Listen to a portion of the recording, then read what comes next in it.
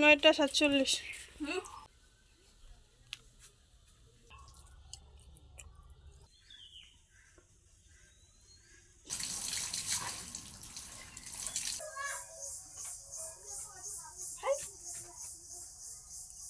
করলেন নাকি চামচ আনিস নি না?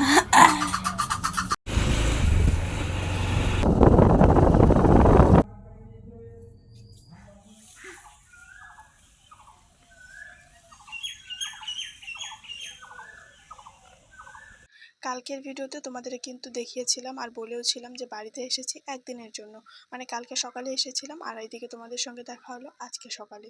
যেহেতু মা বাড়িতে নেই তাই একা হাতে সব কিছু করতে হচ্ছে। মা থাকলে তো এত কিছু করতে হয় না, কিন্তু এটা ঠিক যে বাড়িতে আসলে আমি কাজ করি, বসে থাকি না। অনেকে আছে, অনেকের মেন্টালিটি এরকম যে বিয়ে হয়ে গেছে, বাবার বাড়িতে এসেছি, কাজ কেন করবো। আমি কিন্তু কখনো এই জিনিসটা ভাবিনি। বিয়ের পর যতবারই এসেছি সব কাজেই করি আমি, রান্না থেকে ধরে সব কিছুই।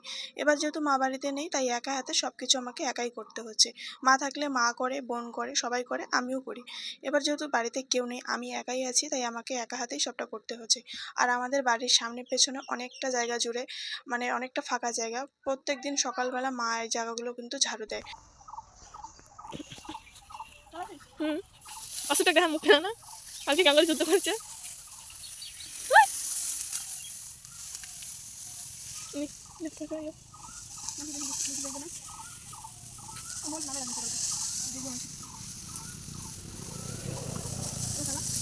তুই আমার 10 টাকা লস করছিস হ্যাঁ না? গুলো সাড়াইছে 70 টাকা নিচে 3টে। তোর দিকে কি কম লাগছে নাকি বেশি?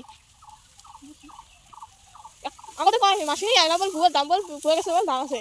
আমি বললাম ভুয়া গাছ কাটি মানে বেচে বলে দাম। এরা শোনা কয়েকে 30 টাকা করি বল। মার মতো আমি সবটা জায়গা ঝাড়ু দিতে পারিনি, ভীষণ ক্লান্ত লাগছিল, কারণ এত ঝাড়ু দেওয়া না আমার পক্ষে সম্ভবই না। আর মা তো প্রত্যেক দিন সকালে ঘুম থেকে উঠে কিছু করুক আর না করুক এই কাজটা আগে কমপ্লিট করবে, মানে পুরো এরিয়া জুড়ে ঝাড়ু দেবে। তো আমি যতটুকু পেরেছি করেছি। বোন যেহেতু একটু লেটে উঠেছিল, যার কারণে সবটা ভিডিও করা হয়নি, কারণ আমার ক্যামেরাম্যান কিন্তু আমার এই বোন, যার জন্য সবটা তোমাদের সঙ্গে শেয়ার করা হয়নি। ও যখন থেকে উঠেছে তখন থেকে মোটামুটি সবটাই শেয়ার করেছিলাম। তো যাই হোক, এদিকে ওরা উঠে পড়েছে আর আমার বর তো উঠেছে ঠিকই, কিন্তু মোবাইল দেখছিল। Hello everyone, welcome to our daily blog. তোমরা সবাই কেমন আছো? আশা করছি সবাই খুব ভালো আছো। তোমাদের সকলে ভালোবাসা, আমিও কিন্তু খুব ভালো আছি। তোমাদের সকলকে নিয়ে শুরু করলাম আজকে নতুন আরও একটি ডেইলি ব্লগ। আশা করছি আজকে ব্লগটিও তোমাদের ভালো লাগবে। ভালো লাগলে অবশ্যই একটি লাইক, কমেন্ট, শেয়ার করে চ্যানেলটি সাবস্ক্রাইব করে আমার সাথে থাকবে। আর যারা যারা এখনও আমার চ্যানেলটি সাবস্ক্রাইব করোনি, তোমরা প্লিজ চ্যানেলটি সাবস্ক্রাইব করে আমার সাথে থেকো। আশা করছি আমার ভিডিওগুলি ভালো লাগবে। তো চলো আজকে ভিডিওটা কন্টিনিউ দেখতে হবে, আশা করছি ভালো লাগবে। আর একটা কথা তোমাদেরকে তো বলাই হলো না, আজকে কিন্তু অষ্টমী স্নান। আর তোমরা যারা যারা গ্রাম এলাকায় থাকো বা কম বেশি সবাই জানো কিন্তু আজকে অষ্টমী স্নানটা কি। তো আজকে যেহেতু অষ্টমী স্নান পড়েছে, এদিকে মাও বাড়িতে নেই, তো যেতে তো হবেই। তো যার কারণে সব কাজ বাজ সেরে আমি কিন্তু বাড়িঘরে সব তালা দিয়ে রেখে তারপরেই যাচ্ছিলাম, যেহেতু বাড়িতে কেউই নেই। তো আমরা আবার চলে আসবো কিছুক্ষণ পরে। তার কারণটা হলো বোনের আছে এক্সাম আর বরের আছে ডিউটি। আজকের দিনও বরের কিন্তু ছুটি নেই, যার কারণে আমাদের কিন্তু যেতে হবে আর আসতে হবে খুব তাড়াতাড়ি। খুব কম সময় নিয়ে আমরা কিন্তু যাচ্ছিলাম, কারণ বুঝতেই পারছো বোনের আছে এক্সাম আর এদিকে বরের আছে ডিউটি। তো যাই হোক, আমরা বেরিয়ে পড়েছি। আমাকে আবার এখানে আসতে হলো, মানে আমার শ্বশুর বাড়িতে।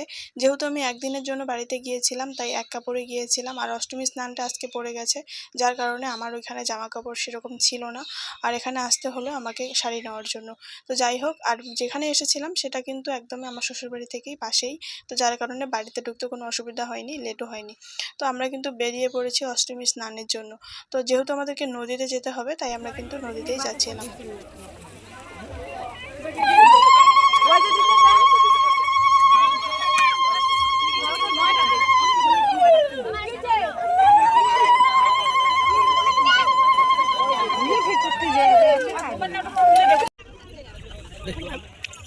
কত সুন্দর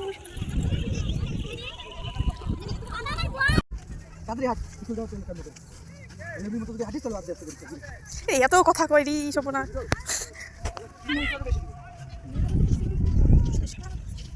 তোমরা তো দেখতেই পেলে আমাদের কিন্তু স্নান, খাওয়া দাওয়া, পুজো দেওয়া সবকিছুই কমপ্লিট। এখন আমরা বেরিয়ে পড়েছি বাড়ির উদ্দেশ্যে।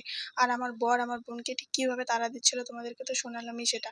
কারণ ওর আছে এক্সাম আর ওর আছে ডিউটি, তো দুজনেরই ভীষণ তাড়া। আমার তো কোনো তাড়া নেই, আর তাই আমি হাসাহাসি করছিলাম।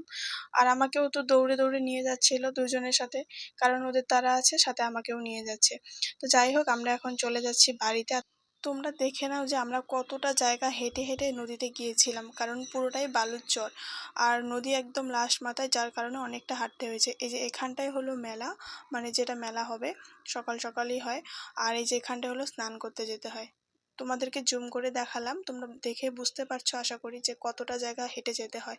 আর সেটা মাটি বা রাস্তা হলে কোনো সমস্যা ছিল না, এভাবে বালুর চরে হাঁটতে যে পরিমাণ কষ্ট কি আর বলবো। আর আমার বর না আন্দাজ করতে পেরেছিল যে আমি ভিডিও করছিলাম হয়তো বা দাঁড়িয়ে দাঁড়িয়ে। বোন তো তার আগে চলে গেছে, পেছনে ছিল বর আর আমি ছিলাম সবার লাস্টে। একে তো হাঁটতে পারছিলাম না, দুই আবার ভিডিও করছিলাম।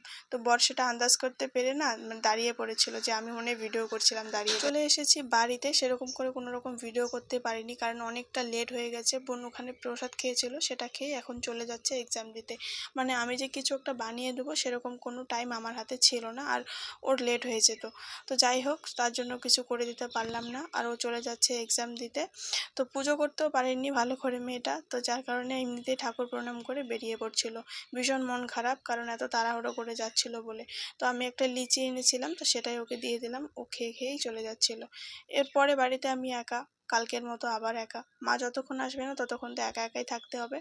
তো যাই হোক, সবাই তো চলে গেছে বাড়ি ফাঁকা করে, এবার আমাকে বাড়ির কাজগুলো করতে হবে। তোমরা তো দেখতেই পেলে ব্যাগের মধ্যে প্রচুর জামা কাপড় আছে, যেহেতু নদীতে স্নান করেছিলাম। বর বলেছিল যে নদীতে ধুতে হবে না, অনেকটা টাইম লেগে যাবে, বাড়িতে গিয়ে তুমি একা একা থাকবে তখন ধুয়ে নিতে পারবে। তো সেই মতো নিয়ে সব বাড়িতে চলে এসেছি, এখন তো আমাকে সেগুলো ধুতে হবে। এদিকে আবার খিদেও পেয়ে গেছে, তো সকালে তো রান্না করার মতো কোনো টাইমই পাইনি। তো রাত্রে একটু চিকেন ছিল আর ভাত ছিল, সেগুলো আগে খেয়ে নিলাম। কারণ এখন যদি আমি রান্না করে খাই তাহলে তো আমার হাতে একদমই টাইম থাকবে না রান্না করার মতো বা কাপড়গুলো ধোয়ার মতো। কিছুক্ষণ পরে মা চলে আসবে, তাই ভাবলাম বাসি ভাত তরকারিটা আমি খেয়ে নিই। আগে ম্যাগি বানিয়ে খেয়েছিলাম, সেটাও তোমাদেরকে দেখিয়েছিলাম। এদিকে ভাত আর ডালটা বসিয়ে দিয়েছি, এখন চলে যাব কলের পাড়ে কিছু কাপড় ধুতে। তোমাদেরকে তো দেখালামই যে রান্না বসিয়ে দিয়েছি, আর যে কাপড়গুলো স্নান করে নদী থেকে নিয়ে এসেছিলাম সেই কাপড়গুলো ভাবলাম যে রান্না হতে থাক, এদিকে আমি কাপড়গুলো ধুয়ে নিই। কিন্তু কলের পাড়ে এসে দেখি যে কারেন্ট নেই, এখন আমাকে কলের মধ্যে কাপড়গুলো ধুতে হবে। যেখানে আমার 10 মিনিটের কাজ সেখানে এখন আমাকে 20 মিনিট ধরে করতে হবে কলের মধ্যে। তো বুঝতেই পারছো, যখন খারাপ সময় আসে তখন সব একবারই আসে। এদিকে মা ফোন করে ফেলেছে যে বাড়ি আসছে 15-20 মিনিটের মধ্যে। আর আমাকে রান্না করতে হবে, রান্নাটাও কমপ্লিট হয়নি, প্লাস এদিকে কাপড় ধোয়াও হয়নি। আর আমাকে কলের মধ্যে কাপড় ধুতে হচ্ছে, আরও বেশি টাইম লাগছে। তো কী আর করার আছে, তো মা তো চলে আসছে। তো মা চলে আসলে আবার আজকে আমি চলে যাব। তোমাদেরকে তো বললাম যে আমি একদিনের জন্য আসছি। তো বর গেছে ডিউটিতে, বরে তো আজকে ছুটি ছিল না। তো বলেছিল যে আসার সময় আমাকে নিয়ে যাবে, মানে রাত্রেবেলা নিয়ে যাবে। তারপরে ভিডিওটা কন্টিনিউ করাই হয়নি। এদিকে তোমাদের সঙ্গে দেখা হলো একেবারে সন্ধ্যাবেলা। আমি আবার সন্ধ্যার দিকে স্নান করেছিলাম, তার কারণ তোমাদেরকে তো বললামই যে সকালে নদীতে স্নান করেছিলাম। আর সারাদিনে এত কাজ বাজ করে না ভীষণ মানে ঘেমে গিয়েছি, আর ভালো লাগছিল না। তো বিকালবেলা একটু ঘুমিয়েছিলাম, তারপরে সন্ধ্যাবেলা উঠে স্নানটা করে নিয়েছি, আর ভীষণ ফ্রেশ ফ্রেশ লাগছিল। তো মা তো গিয়েছিল মেলায়, মানে একটা মেলায় গিয়েছিল, যেহেতু আমাদের বাড়ি থেকে অনেকটা মানে অনেকটাই দূরে, একদিনের জন্য গিয়েছে বুঝতেই পারছো। তো অনেক কিছু নিয়ে এসেছিলো, সেগুলো আমরা তো খেয়েছিলাম বিকালে, তখন ভিডিওটা কন্টিনিউ করাই হয়নি। আর জিলিপিটাই ছিল, ভাবলাম তোমাদের সঙ্গে এটাই শেয়ার করি। আমি এখানে বসে বসে জিলিপি খাচ্ছিলাম, আমি আর আমার বোন। আর মা গিয়েছিল একটু বাজারে, সেটা কিন্তু একদম আমাদের বাড়ির পাশে। তো ভাবলাম মা তো সেখান থেকেও কিছু না কিছু আনবে, তাই জিলিপিটা আগে খেয়ে নিলাম। তোমাদেরকে তো কিছুক্ষণ আগেই বললাম যে কিছু না কিছু নিয়ে আসবে, আর আজকে এনেছিল চাউমিন, সাথে এনেছিল সিঙ্গারা। তো সিঙ্গারাটা খেয়ে ফেলেছি আর চাউমিনটা রয়ে গেছে, তাই ভাবলাম চাউমিনটাই তোমাদের সঙ্গে শেয়ার করি। এদিকে তোমাদের সঙ্গে দেখা হলো একেবারে রাত্রেবেলা, তখন বাজে রাত 9টার মতো। বর মাত্র ডিউটি থেকে এসেছে, আর আমি খাওয়া দাওয়া করে রেডি হয়েছিলাম, ও জাস্ট এসেছে, এসে আমাকে নিয়ে যাচ্ছিল, কারণ অনেকটা রাত হয়ে গেছে আর ভিডিওটা কন্টিনিউ করা হয়নি। তারপরে এদিকে তোমাদের সঙ্গে দেখা হবে একেবারে আমার শ্বশুরবাড়িতে।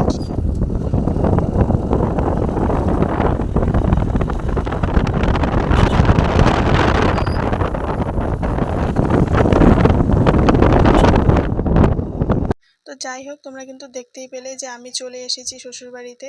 আর গিয়েছিলাম একদিনের জন্য, কিন্তু থেকেছি ২ দিন ১ রাত। মানে কালকে সকালে গিয়েছিলাম আর আজকে রাত্রে এসেছিলাম। মা বলল যে, "আসিস যখন একটু থেকেই যা, রাত্রেবেলায় যা।" তো বড় হয়েছে ডিউটিতে, তাই ভাবলাম যে ঠিক আছে রাত্রেবেলায় যাওয়া যাক।